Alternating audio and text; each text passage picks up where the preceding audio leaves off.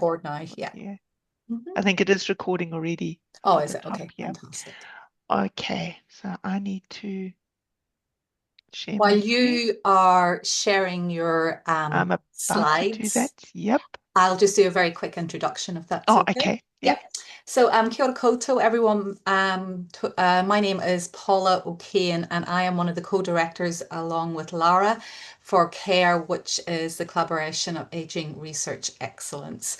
And we have been refunded as a theme as of 2025. So we are just getting ourselves together this year. We're pulling together different events. We have got the New Zealand Association of Gerontology's conference happening at the beginning of December, and that's been a huge amount of work for us, but also really good to bring aging researchers together down in Otipoti and Dunedin. So we'll hopefully see some of you there. If anybody wants any more information about it, please do feel free to reach out to us. And hopefully over the next year, you will hear more from us as we're building up our webinar series and we're doing more communication out to the community, and we're really rebuilding care, which is very, very exciting, and lots of cool projects starting.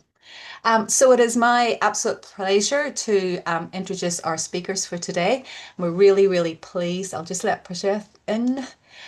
Really, really pleased to have them to come and speak about their research. So we have four presenters. We have Professor Lee Hale, Dr. Prasath, Ja Karen. I did practice that Prasath and I still have done it probably very badly.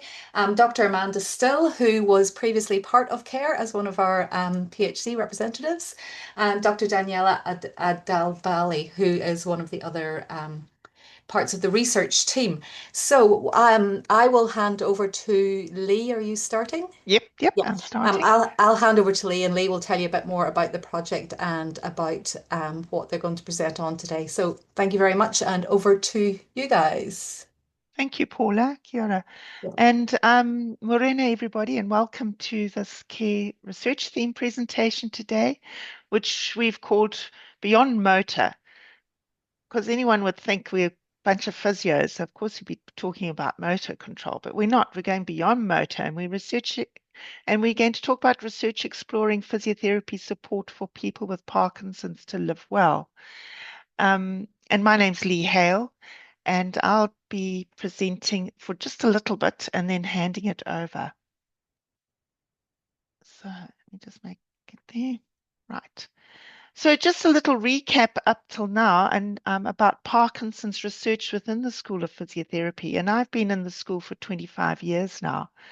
And ever since I arrived, which was in 2000, we've been running weekly Parkinson's exercise classes. And sometimes we've had so much uptake that we've had two groups per week. And I think at the moment we only have one per week, but we have a waiting list and could run two per week if we had the staff to do so. So there's a great need out there. And the classes fulfill a number of objectives. One is obviously it's a service to the community. We use it for undergraduate student training, and we do it as well to keep up our relationships with the Parkinson people with Parkinson's in Dunedin, who are therefore very gracious when we want to do research, and they're really good about putting their hands up. So some of the research that we have done in the recent past is we've had a postdoc, Paolo Polisiano, who did work with us, and he assessed balance and walking of people with Parkinson's via telehealth. A while ago, we were part of, I was co-PI with John Dalrymple, who's University of Canterbury, and we got brain research funding, and we looked at maintaining independence in Parkinson's disease. And we had a undergraduate research group. Someone needs to, yeah, we had an undergraduate research group who were part of that study, and they interviewed everyone that came for exercise about engagement in exercise for people with Parkinson's, what is meaningful. And then I had a PhD student many years ago, Abdul Karim Diab from Iran, Iraq, sorry. And he looked at body composition and postural instability for people with idiopathic Parkinson's disease. So the really stock core stuff that physiotherapists do in this space. Currently, I have a Michael J. Fox Foundation grant, and we're looking at understanding the experiences and impact of Parkinson's symptoms for Maori and their whānau, or Pacific and their Aigo. Um, this work is still in progress, and we're not at a point where we can report back on it. So we will, in due course, could be invited again to report on this work.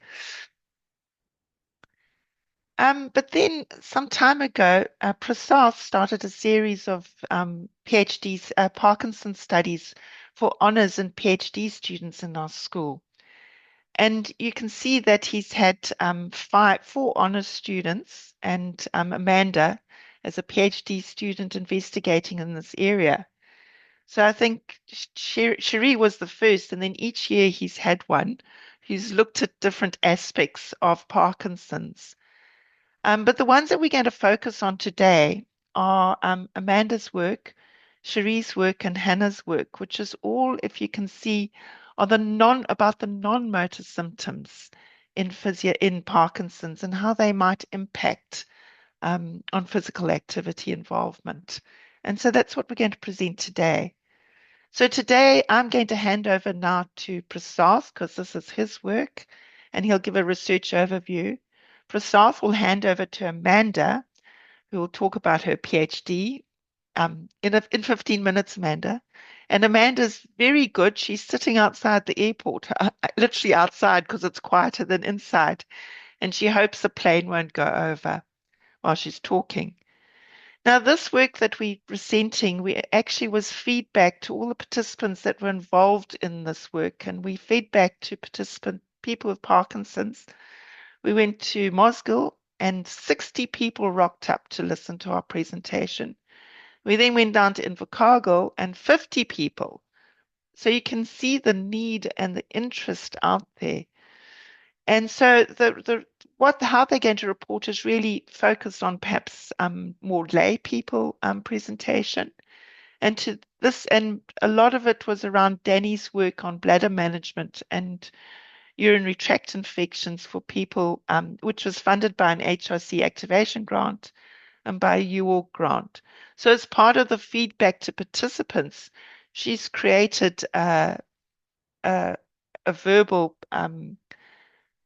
uh, slide presentation on bladder management and Parkinson's. So we'll play that at the end. And if we go over time, then it can keep playing and people can listen to it if they're interested. Now, you might think, what do you need to know? I learned a lot, and I'm a physio and I don't have Parkinson's, and I still learned a lot. So I think we'll all learn a lot from it, which is why we're playing it. So please go if we go over time and you can't wait.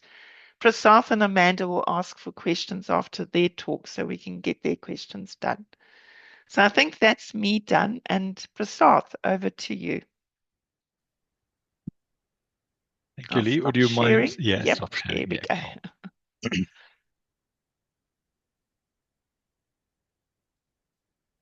cool. I believe I need to send a request to share. I've just sent you, Paula, I think. Yeah, cool.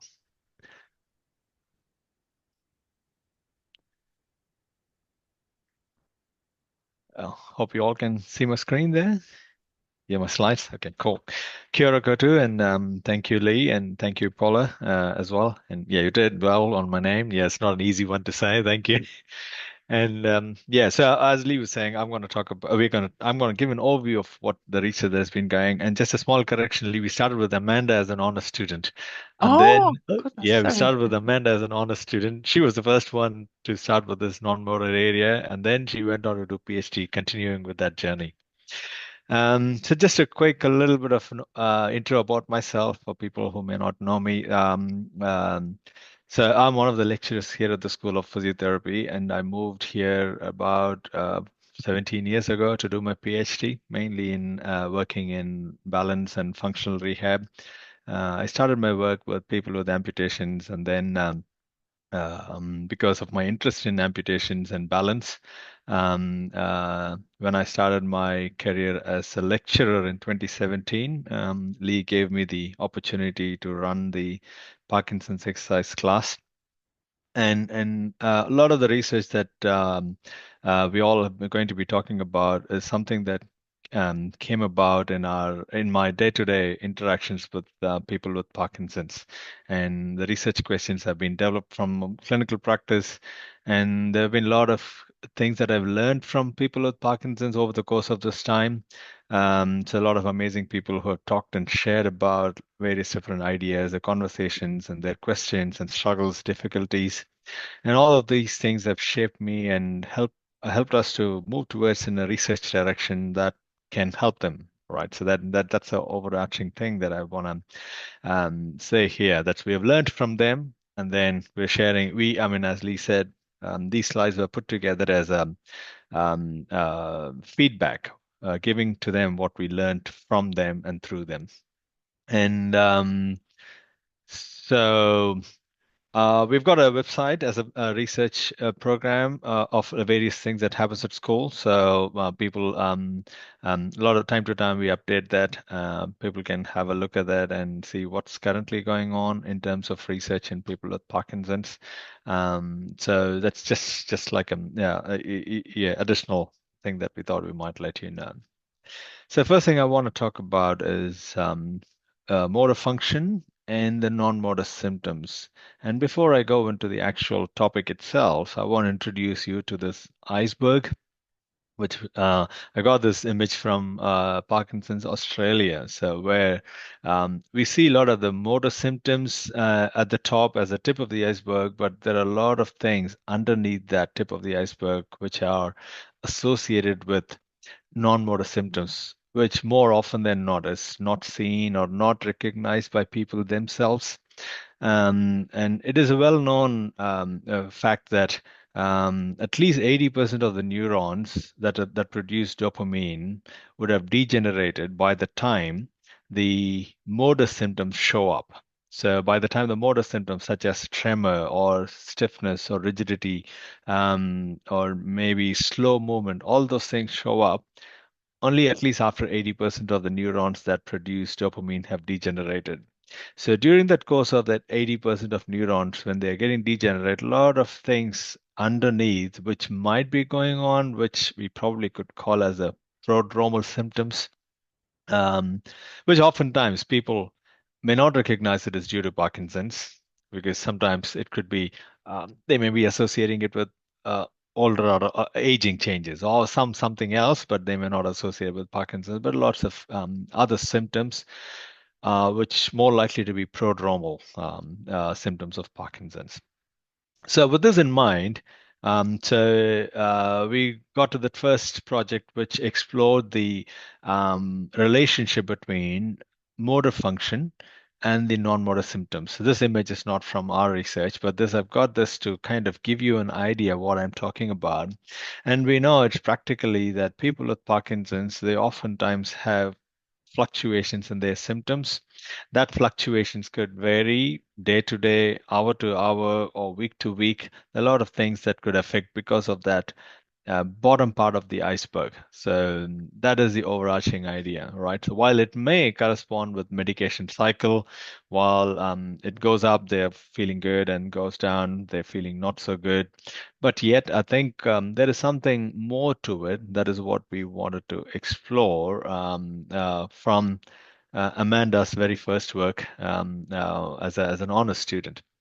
So what we did in this research is we picked up a few like a clinician rated scales of motor and non-motor function, and then we try to correlate with the self-reported scales as well. So we looked at the clinician-rated scales and correlated with the motor function as assessed by the clinician, and correlated with the motor function as self-evaluated by the patients themselves, and so for the non-motor symptoms as well.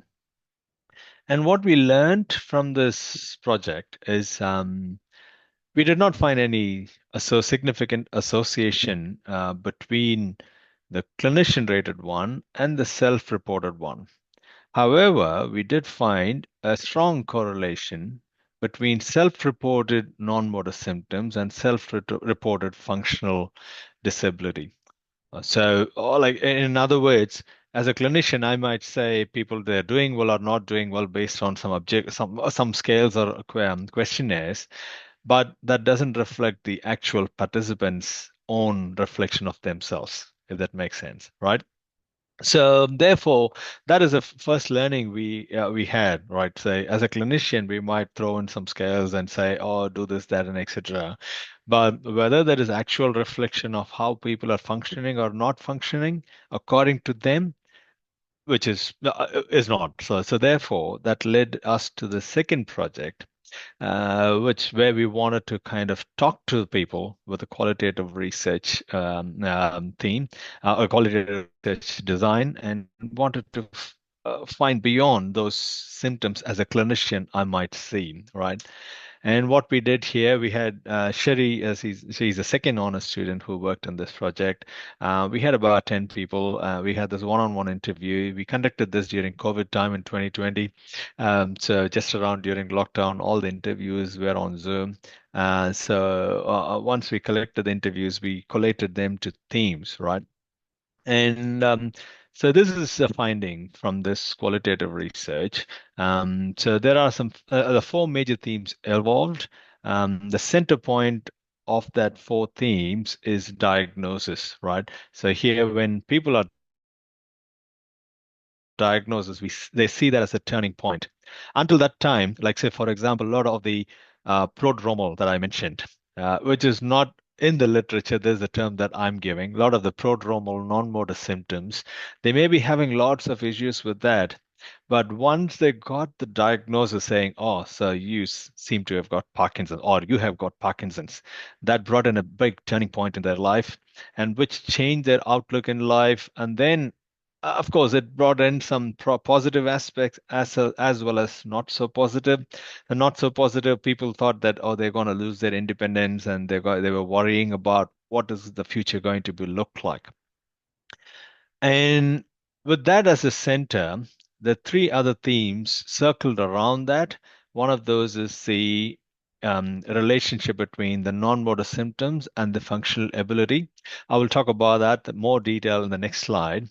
But there were also things talked about. People thought self-management has to be a very important part of their life. Now that they've got this diagnosis, they would like to stay on top of this condition, top of symptoms and all those things. And they were trying to do the best they can with exercise and staying active and trying to find some successful coping strategies by having some social groups or having conversation with people who have got similar conditions and whatnot.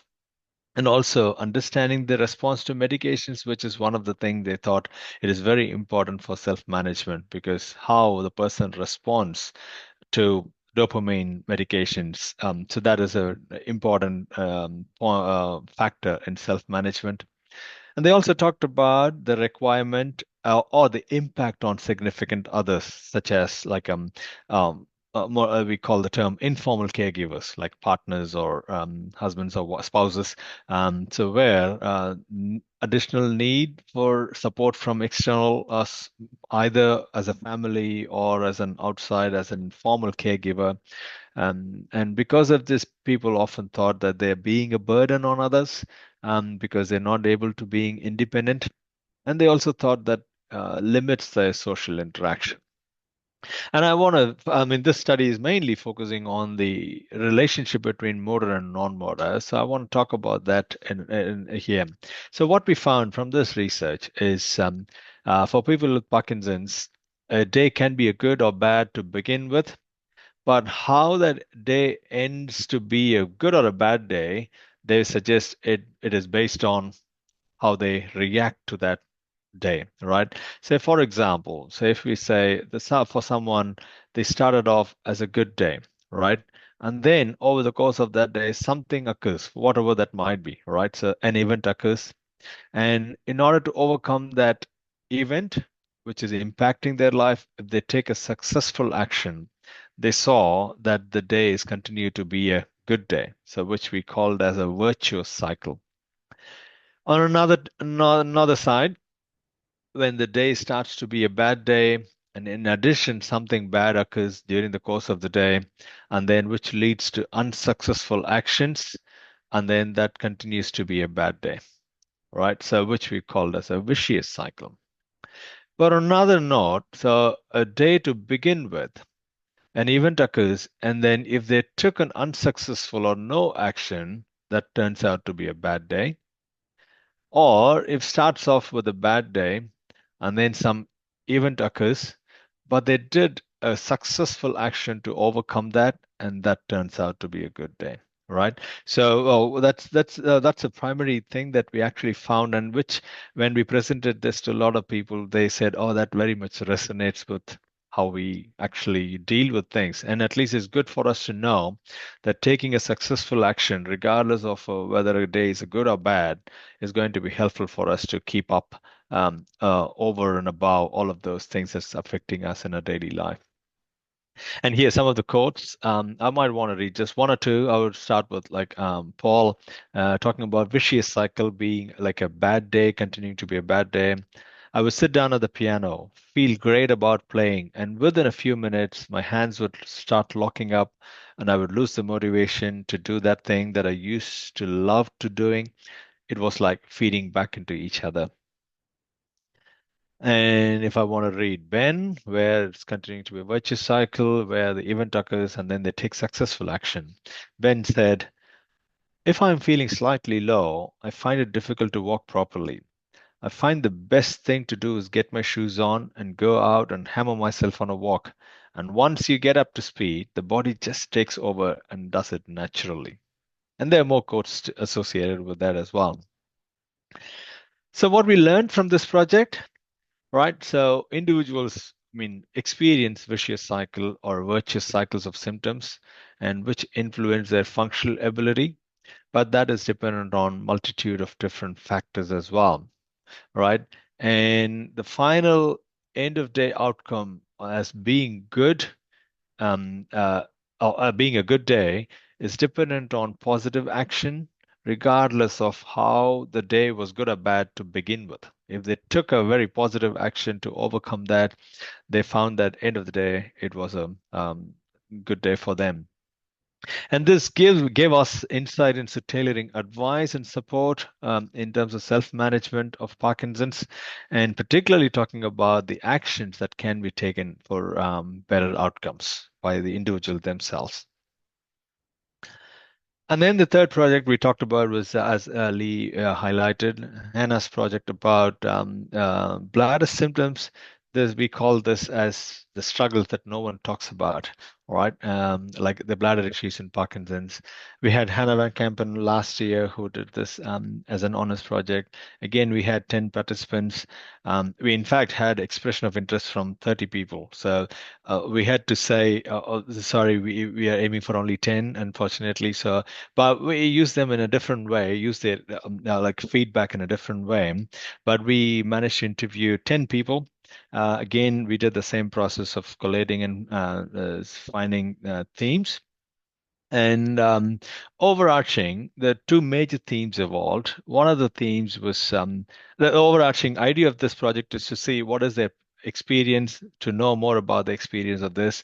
And one of the major theme was about the perception of symptoms, right? So oftentimes people perceived it is an undesirable experience, and people perceive that they thought, oh, probably it's not related to PD, and then some people thought, oh, this is new normal after PD, therefore I have to live with that. So, to highlight some of the quotes in supporting undesirable experiences, where Charles said, "We didn't realize there was no toilet on the train. So at some point, I just couldn't hold on anymore and actually had a big accident, and that sort of traumatized my wife since then." And in terms of relation to PD or not, Eli said, I don't know how you separate these things. It's a bit like what's old age? How do you separate old age from Parkinson's? David said, well, I don't know. I don't know whether it is Parkinson's or whether it's old age or what. I don't know. And Murray said, I'm pretty sure the bladder issues are caused by Parkinson's. So they're just something I have to work with. It's just a fact of life that I'm dealing with. And David said, I've just put it down to the Parkinson's. You have to put up with it. On the other side, people also talked about the impact of this, the LUTS, lower urinary tract symptoms. So the impact of this LUTS also dependent on what actions they take. That actions taken is either they are seeking support or self-managing themselves. And when we talk about self-management, I mean, although people talked about, Elizabeth said, I made sure I peed before I went out and then didn't drink much, and it was extremely hot, but I was holding back on how much I was drinking to control the process a little bit. And Charles said, going to go into the toilet as often as I can before I going out the door. I mean, they try to manage themselves in some ways. However, these self-management strategies are not good, which they're not aware of that they're not good, but they're managing the best they could in what they know. So we will hear from Danny's talk that how not so good these type of self-managements are in later part of this presentation. And in terms of support, people suggest, I mean, like Zoe said, people suggest that I do pelvic floor exercise, but I hate doing them and I don't feel that they have any effect. And Eli said, we find visits to the new neurologist a bit hopeless, really. You go in and they ask you how you are and whether you're feeling fully medicated, and if you're not, they give you more pills and pat you on the bum until you go away. So what we can see that people see the interactions with the healthcare professionals are not being maximized or not feeling helpful with their interaction with the healthcare personnel with regard to the um, urinary symptoms. And people also talked about this perception and action taken is affected by whether they have control over the situation or where they are. Okay, if they have control over the situation, or in terms of location, whether they are at home or elsewhere out and about in the community, that often influence the way they perceive the symptoms and as well as the actions they took. So, in summary, what we learned from this research is both the perception and action taken influence the impact of the bladder symptoms on people with Parkinson's. And people talked about, particularly with healthcare professional visits, there is not always enough focus on bladder symptoms when they meet the specialist or even GP or physios or any healthcare professionals. And they do have some common misunderstandings about urinary symptoms, why and how. So that's something that need to be debusted and they need to be educated about, I should say. And finally, they were trying to manage their symptoms as best they know, but oftentimes they do not realize that can make their condition worse than making it better. Um, so those are the things, those are the three studies which I want to talk about. And I want to quickly pause and say if there is any, I'll stop sharing, and if there are any questions I might address, and then if not, I'll pass it on to Amanda. Amanda, maybe you can share while people are asking precise questions. So kia ora. We'll open it up to questions. So if anybody has any questions, feel free to unmute and ask your question, or to raise your hand if that works better for you. I'm going to ask a quick question just while Sure. people have a wee think. So Prasath, really interesting to listen to that, because I have family from when I was younger who have Parkinson's, but I don't think I quite ever really understood huge amounts about it because it was older people when I was in my sort of teens and so on. But seeing some of those symptoms, it was like, oh yeah, that sort of makes sense. And I remember that and I remember that. My research is looking at aging and work. In terms of the research studies that you've done, were any of your participants still working, or did they have any was there any reflections on working life in Parkinson's and some of the issues that might have come through that there? Yeah, no. I remember very vividly one participant um, talked about they were still working, Yeah. who used to be a cop, a police. So they said oftentimes when we go and do things, we do not have time and place and things to go and empty our bladder and Yeah. stuff. This is about the urinary incontinence study. And they were saying probably I've trained my bladder to be full all the time. So that's probably not a good strategy. And but yeah, so I had one I remember Mhm. because of this conversation. Yeah. I remember one participant from that study who was still working, and a few of the participants in the previous studies, Sherry's qualitative study, they were a couple of them were very young, um, under 50, so they were still working as well. So there were working people involved in that as well. So the average age would be 60 plus, but of course we had people who were in the working class as well. I just wonder if we're talking about a lot of conversations in the workplace at the minute, menopause being one, neurodivergence being another, and you just wonder, is there more conversations to be had about how we support people? And the more conversations we have about different things, the more normalized all of this hopefully becomes. Anyway, it's a Absolutely. slightly different Absolutely. No, no, conversation. you're right. Yeah. Yeah. No. Before we move on to Amanda, just from our audience, have we any questions that we would like to ask? No. Amanda, might hand over to you then. Kia ora. Thank you. Kia ora, Paula, and kia ora koutou, everyone. My name is Amanda, and as Prasath and Lee kindly introduced, I started my research journey in my final year of my physiotherapy program with the School of Physio, did an honours project with Prasath, and then moved on to doing my PhD. So the research I'm going to present is a very small snapshot of 3.5 years of work. So I will do my best to squeeze it into a tight time frame, but give you enough information that you understand what we looked at. So this part of the research explored physical activity and non-motor symptoms. And more specifically, how can we assess those in daily life? And are there any potential associations between symptoms and physical activity behaviors in those with Parkinson's?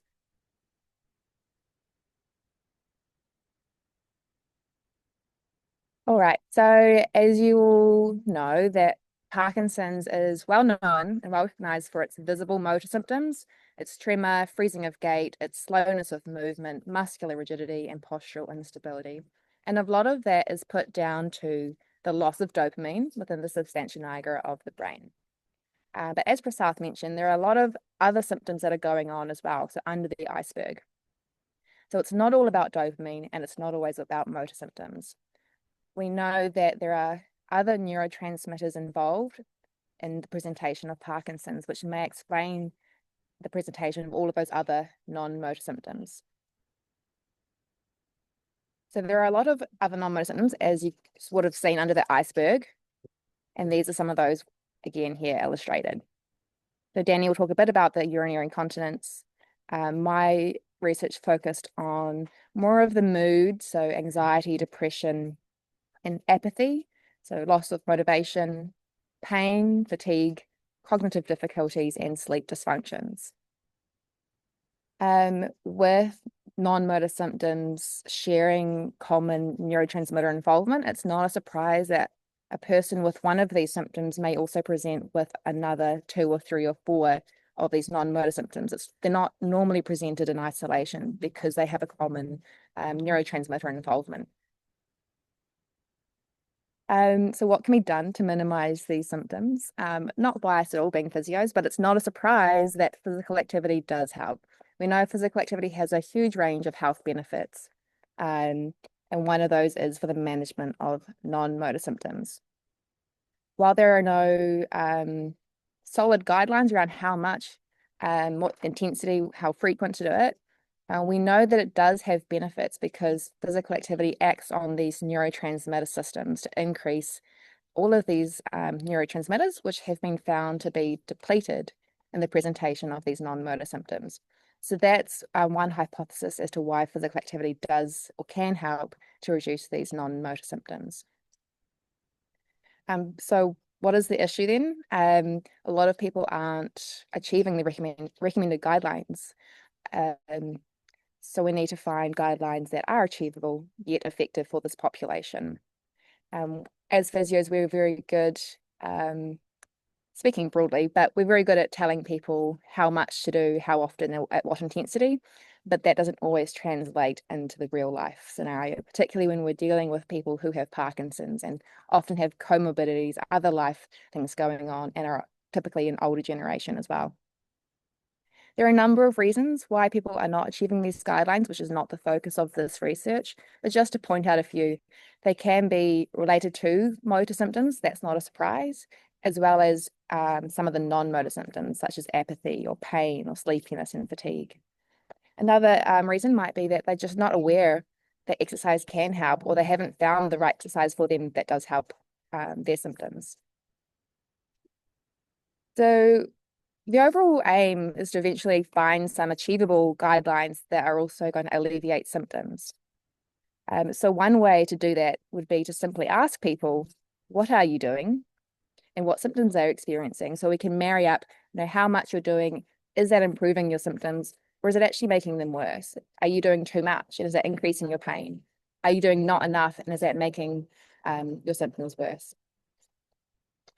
We can also use that information to then start to explore the associations between their activity and their symptoms.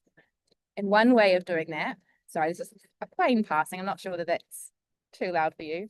So there are a number of ways to explore this, and the way that we've chosen to do is using ecological momentary assessments. So big, long word, but what that means is we carried out repeated sampling during daily life. So we tested them 3 times a day, morning, midday, and evening, and simply asked them, how do you feel right now?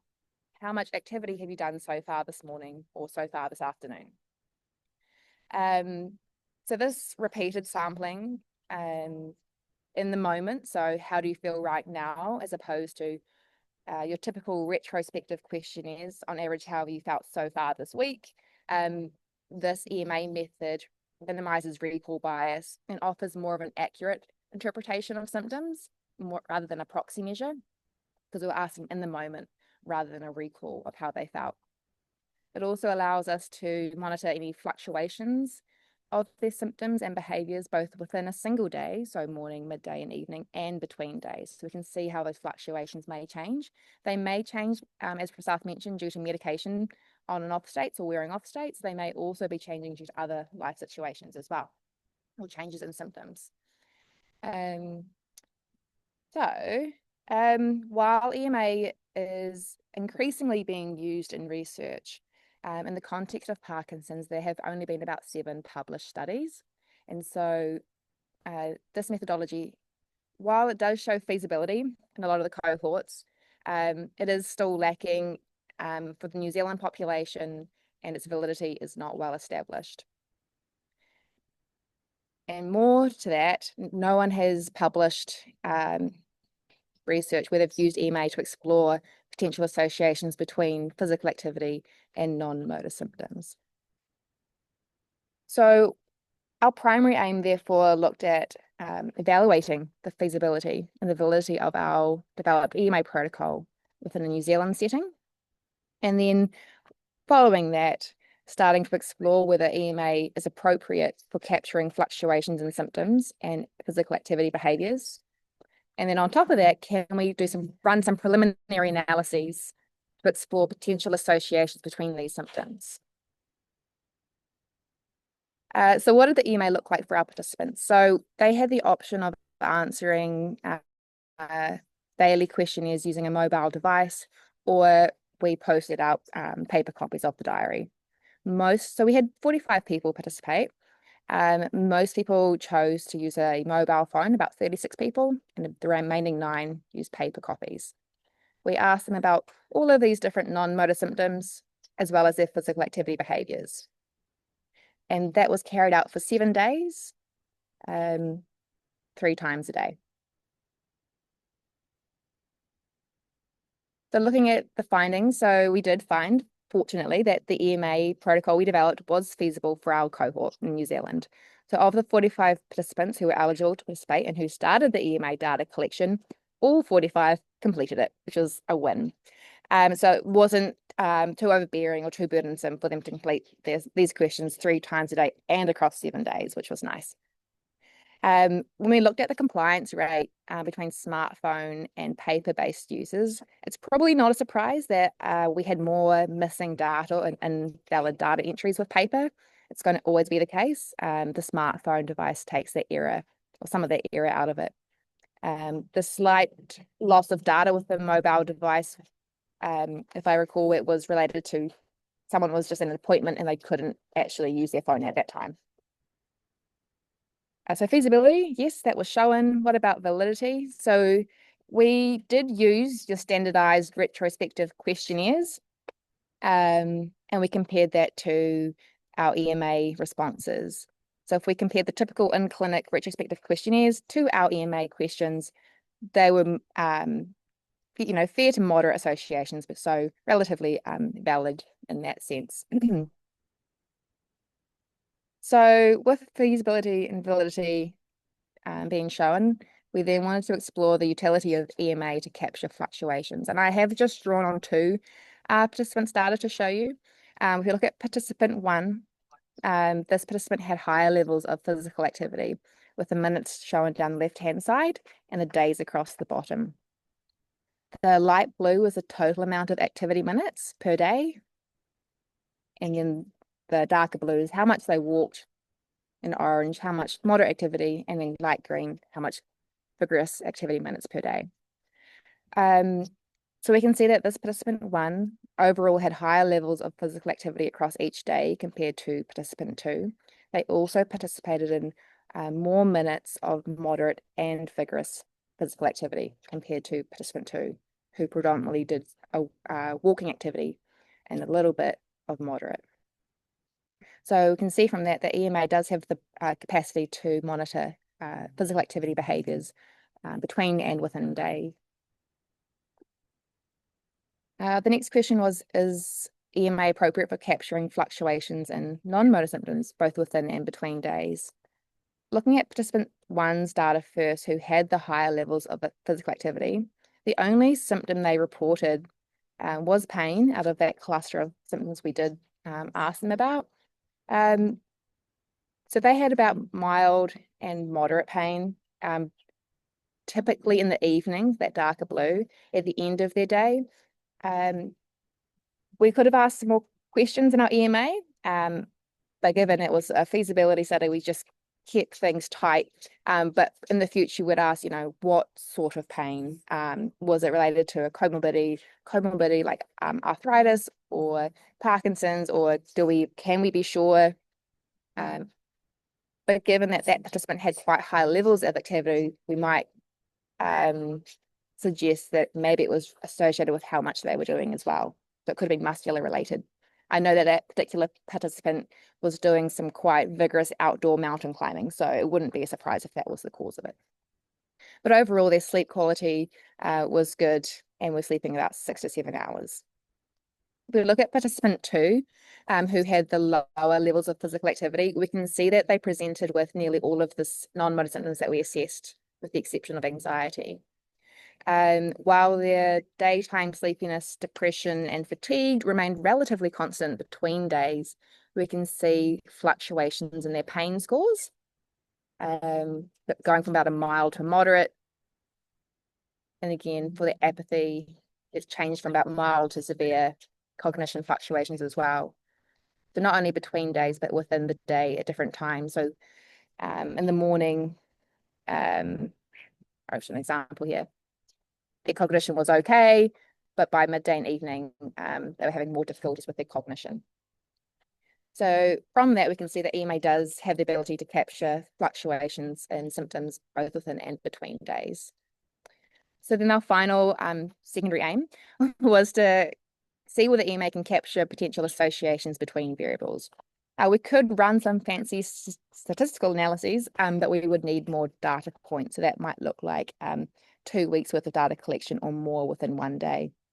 But we could simply use some bar graphs and start to compare, symptoms against the activity. And what we could see is that participant 1, who had more engagement in physical activity, particularly moderate to vigorous, only presented with pain.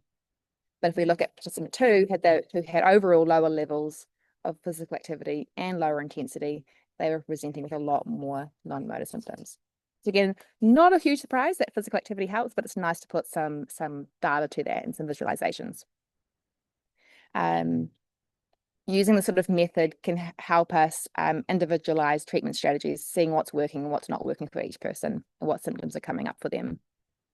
So clinical applications, hopefully I'm not running over time, just a few more slides here. So the EMA method that we use a software called Empath. It's freely available, so clinicians can use it. You just set up your questionnaires, it's pretty straightforward. So EMA can be used to capture the presence of symptoms a little bit more accurately than perhaps your retrospective questionnaires that are typically used. We can use it to evaluate changes in symptoms and behaviours and explore potential associations between those as well. So while we looked at just non-motor symptoms and activity, there have been other researchers that have looked at motor symptoms and medications and associations between those as well. So overall, everyone's symptom presentation is unique. It's not a surprise, and they can be constant or they can fluctuate within and between days, and they can progress or regress as the disease progresses as well. And again, not a surprise, but those who engage in more activity report less non-motor symptoms. So that's nice to know. It's reassuring for us that we're advocating for the right thing. While not specifically addressed in the EMA study, we did follow up with a qualitative interview. And really interestingly, but not a surprise again, is that it didn't necessarily matter how intense it was, or whether it was, structured cycling or running or swimming, as long as it was enjoyable to the person and they could incorporate it easily into their day-to-day routine, there were benefits for that person. Even if it was just sitting at a table doing hobby crafts, or not even an intense activity, but something that brought them joy, they reported some of these symptoms start to decrease. Yeah, thank you. Kia ora, Amanda. Thank you very much. That was fantastic. And I really enjoyed hearing about the EMA, and my brain was ticking, thinking about things way beyond Parkinson's and physical activity and so on, in terms of how we might use it. And then the word free at the end give me a little like, ooh. Yeah, it's so good. It's such a good app and a good method to start to incorporate into other aspects of research. Amanda, do you want to stop sharing while you're chatting? Thanks. Yeah. Thank you, Lee. Can I open it up to questions? Has anybody got any questions they would like to address to Amanda? Maybe at this point we might just move on rather than I have lots of questions, but I can hold them just given time. And Lee, are you going to present the final presentation? Yeah. Fantastic. So we'll just move on so that it will take us over time. Is that okay? That's fine for me. So we'll keep the webinar running. But people can choose what they are able to. Yeah. Thank you. Fantastic. I'll just check with my crew that you seeing the Hello everyone. I hope you are having a great time attending Prasad's session today. I am Daniela Aldabi, lecturer at Curtin University in Perth, Australia. And because of my work in research with pelvic health in neurological community that I actually started at Otago University, I will be presenting to you today about some tips on how to maintain optimal bladder health. I would like to begin by acknowledging the traditional custodians of the land on which this presentation is recorded, the Whadjuk Noongar people. I pay my respects to their elders, past and present, and extend that respect to all Aboriginal and Torres Strait Islander people. I also wish to acknowledge the Maori people and express my respect for their enduring connection to land, waters, and culture. So the aims of this presentation is to briefly discuss common bladder symptoms that people with PD may experience, discuss a little bit further lifestyle behaviors that contribute to a healthy bladder and bowel function. Please note that this session does not intend to diagnose or treat particular bladder conditions. Rather, this session intends to increase awareness and normalize discussion about bladder issues. So people with PD may experience a variety of symptoms, and bladder symptoms are very common ones. The most common bladder symptoms that people with PD may experience are urgency, frequency, retention, and nocturia. And urgency, for example, is having little warning that you need to pass urine or wee, and sometimes that presents with loss of urine or leakage. So it is that feeling, that urgency, that is very, very difficult to suppress and to hold urine, and you really need to rush to the toilet when you have that sensation. Frequency is when people are presenting and they have to go to the toilet very frequently. We usually say that we don't need to go to the toilet more than 7 times during the day, during the period of day. Of course, that can vary a little bit with the amount of water that you are having in a certain day. But considering that people drink 1.5 to 2 liters of water max per day, 7 times during the day is perfectly fine. So if you are thinking that you are going more than that, you are probably experiencing urinary frequency. Retention, it's another symptom that people with PD might present with, that is unable to completely empty the bladder. So after people go to the toilet and think that they have completely emptied the bladder, there is a little bit of dripping just afterwards, or sometimes people need to rush to the toilet and go again because the sensation of urinary retention is still there. Nocturia, it's a very, very bothersome symptom that very frequently, unfortunately, in people that have PD, and it is the waking up, frequent waking up during the night because they need to go to the toilet. And just for you to note, going to the toilet more than once during the day, it's not considered normal. So if you think if you are experienced going to the toilet more than once, you're going twice, 3 times, 4 times, sometimes during the night, you are definitely experiencing nocturia. A less frequent urinary issue in people with PD, but still can be quite common, is stress urinary incontinence. And stress urinary incontinence happens when people produce any physical effort, or the leakage of urine happens during a physical activity such as coughing or laughing or lifting something heavy from the floor. And what happens is that when we are producing a physical effort, there is increase of the abdominal pressure, and with the abdominal receiving more pressure, the bladder will receive more pressure. And that's all normal because it's part of our day-to-day life. The thing is, when our bladder receives more pressure, our pelvic floor muscles, they need to work harder. So they need to tight, as this figure is showing here, and just so we don't leak.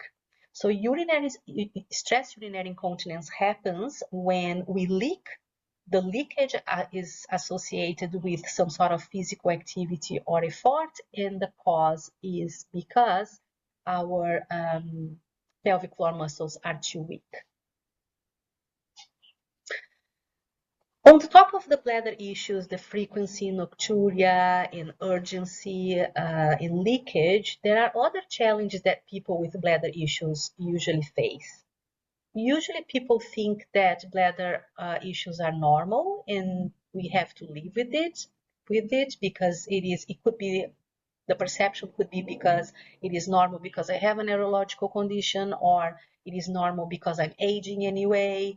It is normal because I had several kids, or I have 2 kids or 3 kids, and that's normal. It's part of being a mom and part of being pregnant, or I have been pregnant, etc. So people think it's normal and they just live with it. Another challenge that people with bladder issues face is that the issue is usually not discussed in consultations with healthcare professionals because of 2 reasons. mostly because people are ashamed and they are embarrassed to talk about bladder and bowel problems with their GPs, neurologists, or the healthcare professionals don't ask about it.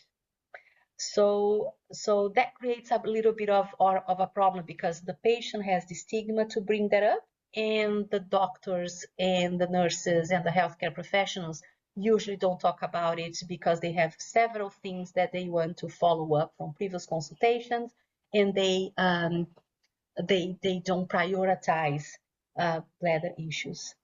Another thing that the literature tells us is that many patients don't want to burden the healthcare professionals with one more issue. There's the perception that I have so many things that I want to talk about with my GP, for example, and I don't want to bring another thing. So they start coping and adopting negative strategies that I'm going to talk later on in order to cope with the bladder issues.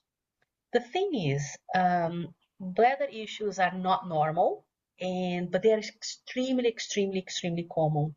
So it is important to emphasize in this session today that any symptoms that we discussed previously, if you are experienced, please go to your GP, your neurologist, or any healthcare professional that you have contact with, your physiotherapist or any nurse, and explain your symptoms, because there are many treatments for dealing and managing those symptoms, those bladder symptoms, and there are self-management strategies that we are going to touch on today's sessions that are important for you to consider. So when people start presenting with bladder issues and they don't bring up to their GPs and neurologists, physiotherapists, or any healthcare professionals, they start to deal with the situation, usually adopting negative lifestyle strategies. And there are 4 main negative lifestyle strategies that people adopt. And I would like to have a conversation with you today about those lifestyle strategies and just think how we can modify those strategies. So for example, one very common strategy is that people will say, I will drink less water because I go to the toilet so frequently during the day, and that is so annoying. I will drink way less water. That strategy is extremely counterproductive, because the problem is the less water we drink, the more concentrate the urine becomes. And that concentration of urine inside your bladder actually will increase the irritability of the bladder. And that irritability will lead to you to go more frequently to the toilet. So we want to irritate the bladder less and less and less. And one of the strategies to have a less irritated bladder is actually drinking more water. So drinking less, it's a very negative strategy. Another strategy is I will go to the toilet now, so I won't have the urgency to do it later. Sometimes just they say out aloud that I'm just going to go to the toilet just in case, just now. So what is happening here is a bad bladder training strategy. We say that the bladder is training people instead of the people training the bladder. And it is very important to think about that we need to control the bladder rather to adopt strategies that are random. And I will talk about toilet training or bladder training that is the opposite of I'm just going to go to the toilet just in case and etc. that we can adopt to prevent that negative strategy. The third one is that is similar to the fourth one. It is I will avoid doing the physical activities that trigger my bladder issues. So when people adopt less and less physical strategies and they do less physical strategy, we know how detrimental that is for the management of Parkinson's disease itself. And by doing less physical activity, people start avoiding socializing, people avoid doing the things that they love, and that becomes And that usually leads to an emotional impact on people and having a huge psychological effect. How can we reverse that? What are the positive lifestyle modifications that people can adopt to improve bladder health? There are many ones, and I'm going to touch to the main ones today, which is fluid management, bladder training, diet change, bowel management, and weight management and smoking cessation, if that's the case for you. So fluid management is very, very important in bladder health. And if you are experiencing nocturia or urgency and frequency, this is super important. So please keep in mind that 6 to 8 glasses of water, specifically water or herbal tea, is very important. It is around 1.5 liters per day. It is super important to avoid that bladder irritability that we talked before. But it's also important to keep in mind that 2 to 3 hours before bedtime, we should stop fluid intake altogether to avoid nocturia. Yeah, so drinking plenty of water during the day, but just doing that calculation that 3 hours before bedtime, I should stop altogether. On the top of that, we need to think about how much water we are taking at once. So avoid a high volume at once. So low volume several times during the day, but stop 3 hours before going to bedtime. Bladder training is another strategy that we can adopt when we are experiencing frequency, urinary frequency. So as opposed to, I'm going to go to the toilet just in case now, or I'm just going to follow the urgency and I'm just going to go to the toilet now. People should have voiding routines and emptying their bladder at scheduled times. And just trying to fight against that urgency, which is extremely, extremely hard. Yeah, I'm not saying that is easy to do it, but there are ways that we can manage that urgency. So every time that people experience an urge, there is the feeling, the sensation of the urge, and that sensation grows and grows and grows, as I show here in this graph, and it peaks and eventually subsides and stop. So the urgency is usually a wave. And how do we deal with that wave or how we manage better that wave, because the peak, what usually happens is that the peak of that wave is so strong that people cannot manage. They need to rush to the toilet. That then what happens is the bladder is straining us instead of us straining the bladder. So one thing that we know, that is a technique to cope with the urge wave or the urgency peak of that wave, which is when that urge start, usually people need to sit and stop and be still and concentrate. Yeah, so whatever you are doing, if you are feeling, and if you can't do that, stop and concentrate. And try to squeeze your pelvic floor, usually 3 to 5 times. Every time that we squeeze our pelvic floor, there is a mechanism that the pelvic floor, the same nerves that innervate the pelvic floor muscles, they also innervate the bladder itself. And when we contract the pelvic floor muscles, usually there is an inhibitory mechanism of the bladder. And by contracting the pelvic floor, what usually happens is that the bladder tends to relax. Yeah.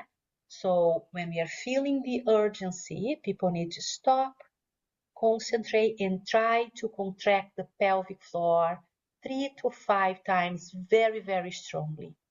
Then you wait a little bit, and if the urgency is still there, try to digress. Try to do something that digresses your mind. Yeah, take your mind out of that situation, and that could be going to your phone, whatever distracts you, whatever strategy that you can use that distracts you, you can use in this situation. And usually, we've got a lot of research demonstrating that usually helps with patients. Usually that urgency stops, yeah? And then people can prolong a little bit more the time in between toilets, increasing that time in between toilets, and that will ultimately decrease frequency. So the idea is that you can increase that time between toilets by 5 minutes if you can. Every minute count, because it's a training program, yeah.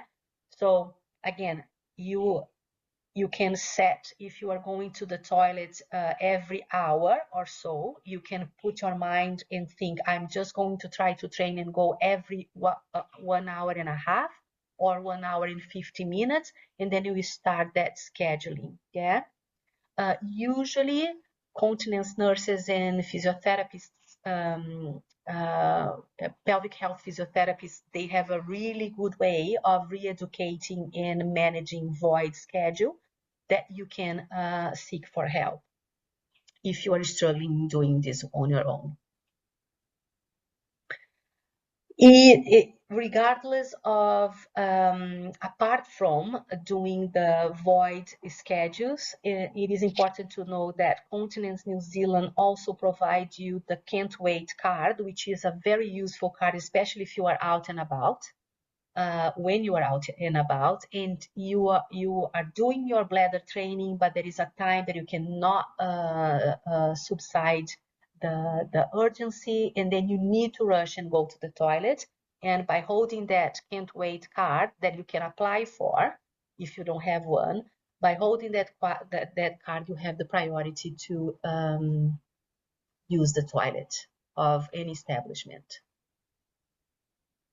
Diet changes are super important, and decreasing the amount of caffeine specifically or any bladder irritant is extremely important if you want to manage frequency or urgency in nocturia.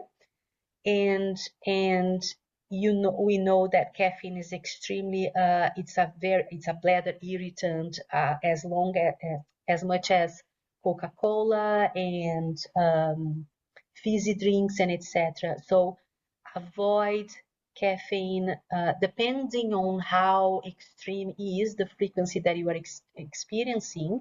I would avoid altogether caffeine, and just keep in mind that it's not only coffee that presents with caffeine. So there are other beverages that people can consume and are consuming that also present with caffeine. Other common bladder irritants are tomatoes and tomato sauce, spicy foods, citrus foods, alcoholic drinks, artificial sweeteners, and carbonated drinks. Depends. You have to experience a little bit, because it's not those are not commonly irritants for all people, but just experience and see if these substances are irritating you. Bowel management is extremely important. We know that constipation is a problem in Parkinson's disease for many reasons, but that same problem, constipation, impacts big time in bladder health. So we know that a full bowel with hard stools can put a lot of pressure on the bladder and can either prevent full emptiness, which increases retention, urinary retention, or increase the pressure over the bladder that usually leads to more leaking. So it either is increased retention of urine or increased leakage of urine. So constipation control and management is super important when we are thinking about bladder health. One of the things that usually people need to pay attention at is the type of diet. If you are consuming a decent amount of fiber, and there are many supplements that you can use. Usually your GP, nutritionist, or nurses can help with supplementation of fiber, but coming from natural sources, psyllium, nuts, grains, legumes, fruits and vegetables are very, very rich in fiber, and we should, for the sake of bladder, of bowel management and bladder management, we should increase the consumption of fiber. Toilet position is super important as well. And here are two toilet positions. The one that we usually adopt that is not optimized, that doesn't optimize bowel movement. And the second one, when we place a stool on the ground and our 2 feet on the top of that stool, that optimizes the position of our legs and trunk. That optimizes the bowel movement as well. So positioning is super important. Time.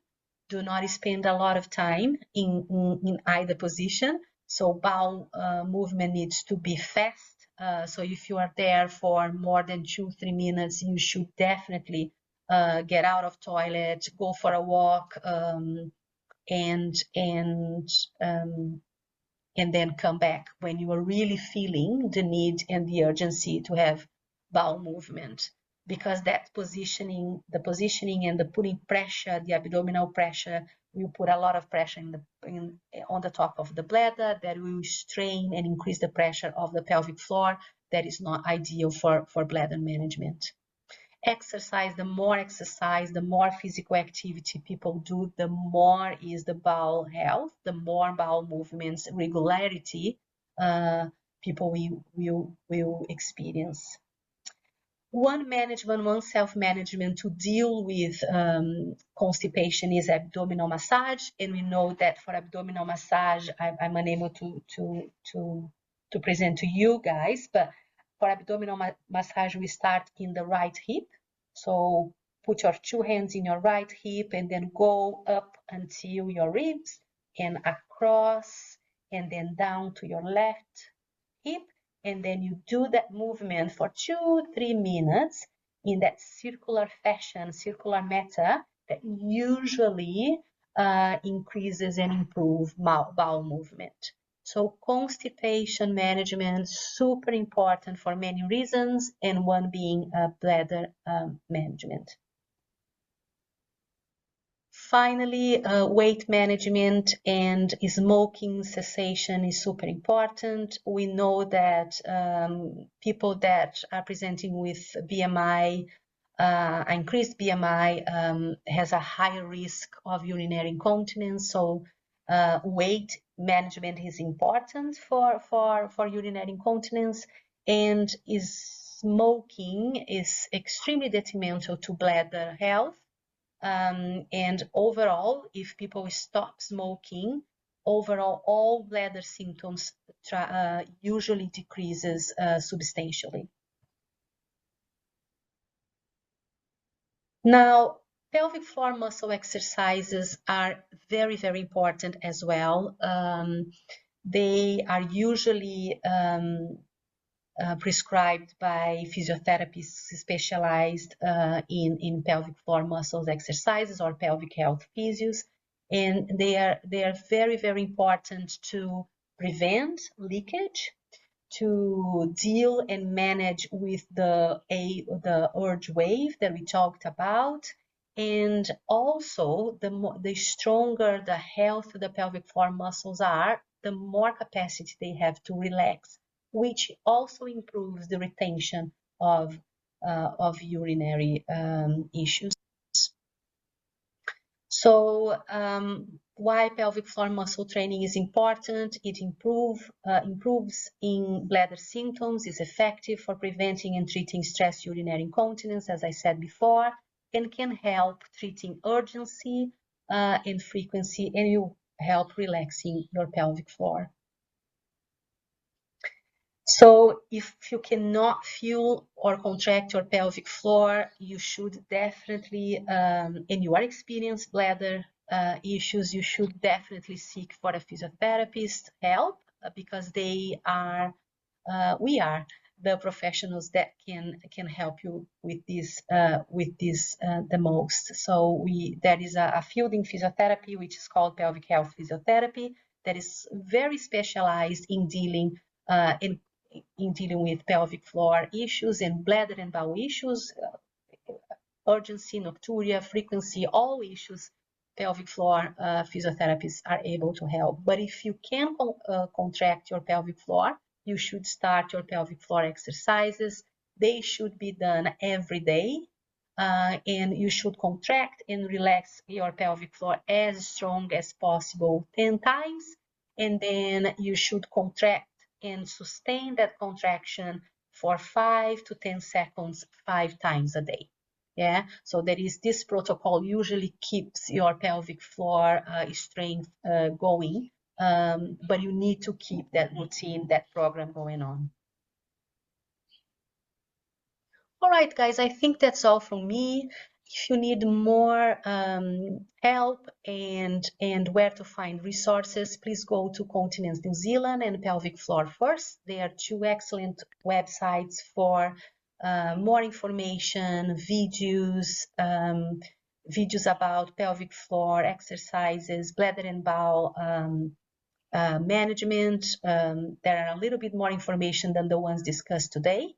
But please, if you are experiencing any of the symptoms that we discussed today, go to your GP, your nurse or physiotherapist or any healthcare professional that you have contact with and discuss those issues, because yes, there is treatment, there is management, and these people can support your self-management. All right?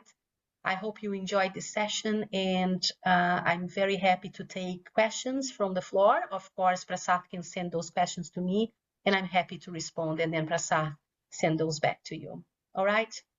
Thank you very much. Bye. You're a Daniela.